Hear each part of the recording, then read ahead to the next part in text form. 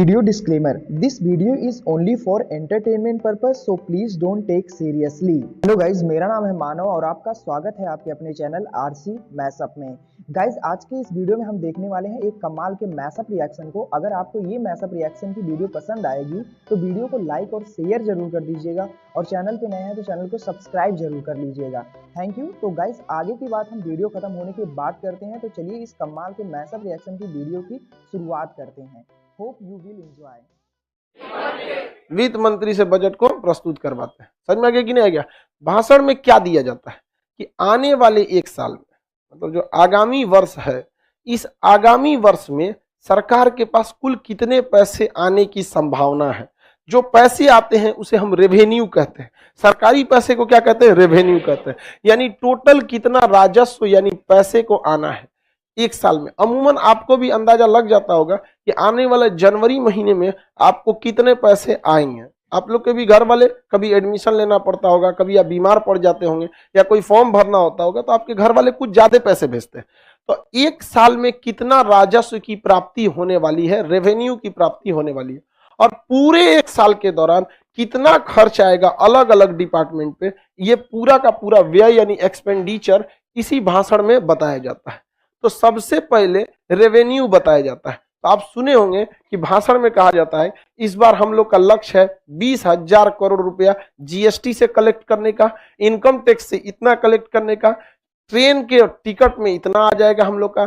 सरकार एडवर्टाइजमेंट करवाती है, जैसे हाईवे वगैरह पे देखिएगा ना, तो क्या होता है, प्रचार दिया रहता है, किसी टायर का प्रचार दिया जाएगा, कोई रेस्टोरेंट का देगा, ट्रेन पे भी देखते होंगे प्रचार दिया रहता है। मालगाड़ियों से कितना इनकम आएगा, सवारी गाड़ी से कितना इनकम आएगा, प्रचार से कितना इनकम आएगा, पार्सल से, पोस्ट ऑफिस से, बैंक से, सारे डिपार्टमेंट से, परिवहन, उसके सरकारी बस चलते हैं, सरकारी जहाज अब तो कोई रही नहीं, मतलब एयर इंडिया जब था तो वो, लेकिन हवाई जहाज जितने चल रहे हैं उसमें कितना टैक्स लिया जाएगा, उड्डयन टैक्स जो उनसे लिया जाता है।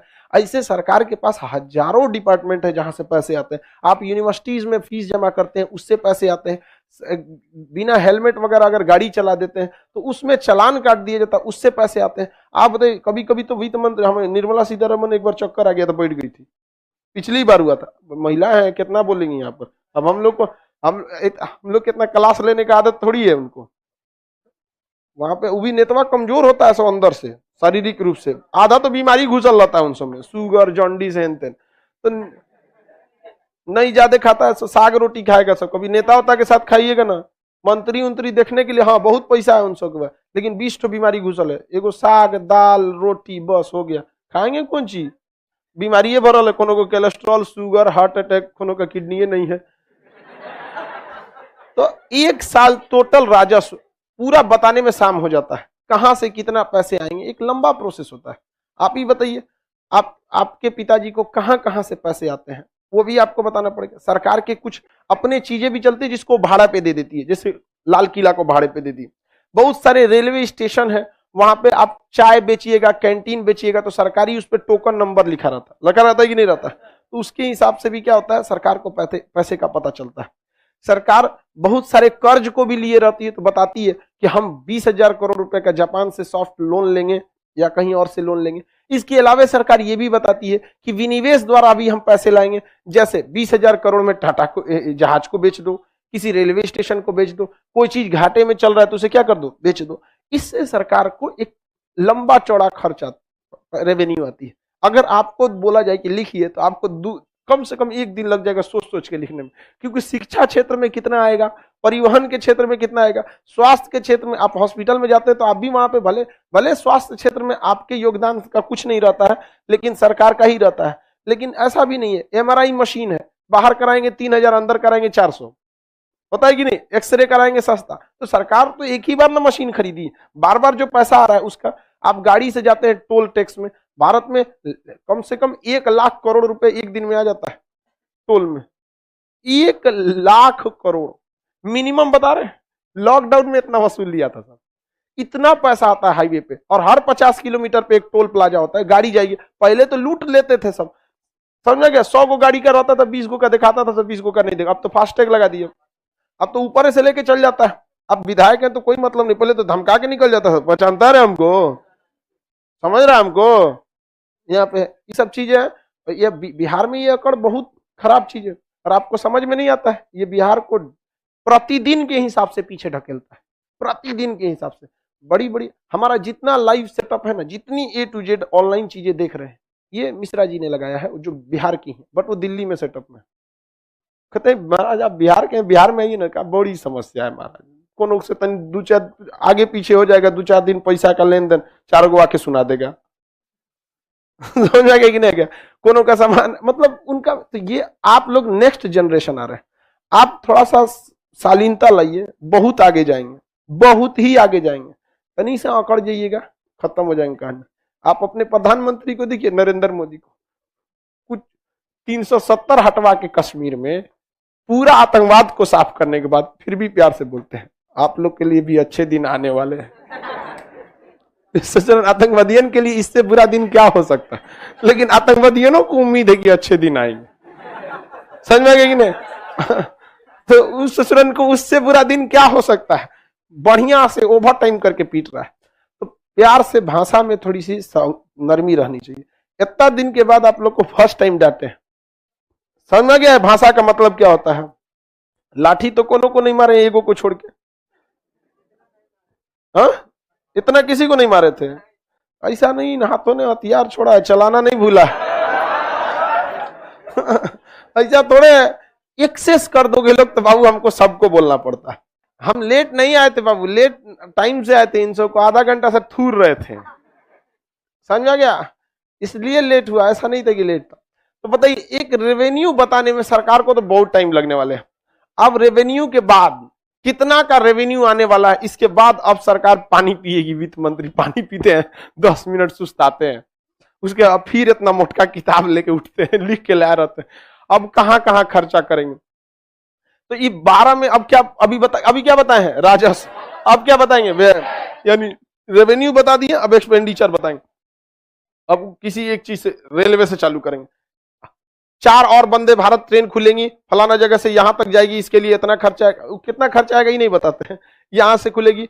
अब रेलवे में जितना काम होगा, 10 मिनट रेलवे के बोलेंगे। रेलवे के लिए कोच फैक्ट्री डाला जाएगा, इंजन कारखाना डाला जाएगा मधेपुरा में, इसको डेवलप किया जाएगा। यहाँ पे और ट्रेनें चलाई जाएंगी, इस ट्रेन को दोहरीकरण रेलवे लाइन को किया जाएगा, फलनिया स्टेशन को सुंदरीकरण किया जाएगा। इस नहीं देखते हैं, अरे कोनो स्टेशन को सुंदरीकरण कर देगा। रेलवे स्टेशन के आगे कम से कम 200 लीटर पेशाब कर देता है। वहां अमोनिया फैक्ट्री डालो रेलवे स्टेशन के आगे।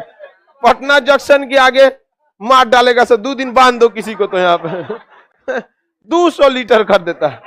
बनारस रेलवे स्टेशन पे पहले कचरा था, जब मोदी जी वहां के प्रधानमंत्री के लिए वहां की सीट बने तो अभी रेलवे स्टेशन को स्वर्ग बना दिया वहां पे, बनारस कैंट स्टेशन को। तो बड़े नेता जहां से उठते हैं वहां ज्यादा काम भी होता है। नहीं तो अमूमन आपके रेलवे स्टेशन, जब आपको कहीं पे भी शौचालय न दिखे तो रेलवे गेट पे आपको भारत का ये एकदम कल्चर बन चुका है कि बार सामने गिरा दो दीवार से। आगे बढ़े। ये सारा बजट व्यय कौन बताती हैं? वित्त मंत्री बताते हैं। कौन बताते हैं? वित्त मंत्री बताते हैं। किसी को कोई दिक्कत नहीं। इतना लंबा खर्च, सेना में कितना टैंक आएगा, अपाची हेलीकॉप्टर आएगा, हैविटजर तोप आएगा, लड़ाकू जहाज आएगा, लड़ाकू हेलीकॉप्टर्स आएंगे, ये सेना का बजट बताया जाएगा। शिक्षा के क्षेत्र में नई शिक्षा नीति आएगी, इस पे इतने टीचर्स की बहाली की जाएगी, लैब को बढ़ाया जाएगा, यूनिवर्सिटीज बढ़ाई जाएंगी। बहुत भयानक बात होती है किसमें? बजट में। उसके बाद थक के चल जाता है सर। विपक्ष उस दिन कुछ नहीं करता है, जब पूरा भाषण खत्म हो जाता है अब सब मिल के हल्ला करता है। सब मिल के, मान के चलिए 545 लोकसभा की सीटें हैं, तो सबको बजट में कुछ विशेष थोड़ी मिलने वाला है। जहां डबल इंजन की सरकार है वहां ज्यादा मिल जाता है। बिहार में तो डबल इंजन है, हम लोग का मलगाड़ी वाला इंजन है, कहां कुछ मिलता है हम लोग को। वैसे चलते रहता है, खाली ये चलते रहता। तो बवाल हो जाता है कि नहीं होता? हमरा कुछ नहीं दिया। उधर हैदराबाद से वो भाई साहब चिल्लाएंगे, उधर दीदी चिल्लाएंगी, कहां से? बंगाल से।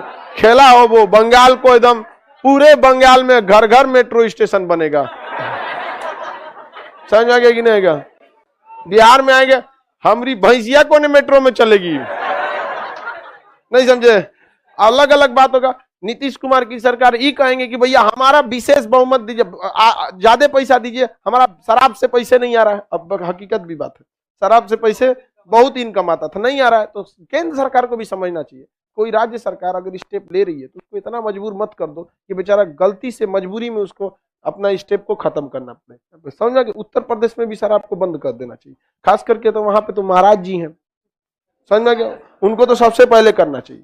समझा कि नहीं, धार्मिक व्यक्ति है, बहुत धार्मिक इंसान है वो, पूजा पाठ में हमेशा, तो उनको तो और करना चाहिए। लेकिन बिहार को रेवेन्यू लॉस बहुत ज्यादा होता है, तो जिस राज्य को थोड़ा सा गड़बड़ होगा उस राज्य को हल्ला करेगा, वो विधायक हल्ला करेगा। हल्ला सुनता कौन है यहाँ पे, 370 पे हल्ला होते रह गया, हट गया। तो इसे जो बजट कौन सी होता है जिसमें राज्यसभा को कोनो पावर ही नहीं है, 370 हटाने में टाइम ही नहीं लगा, तो बजट प्रस्तुत कराने में टाइम लगेगा। राज्यसभा को पावर है बजट का, 14 दिन से ज्यादा रोक सकती है, नहीं रोक सकती है यहाँ पे। तो ये हो गया बजट, भाषण।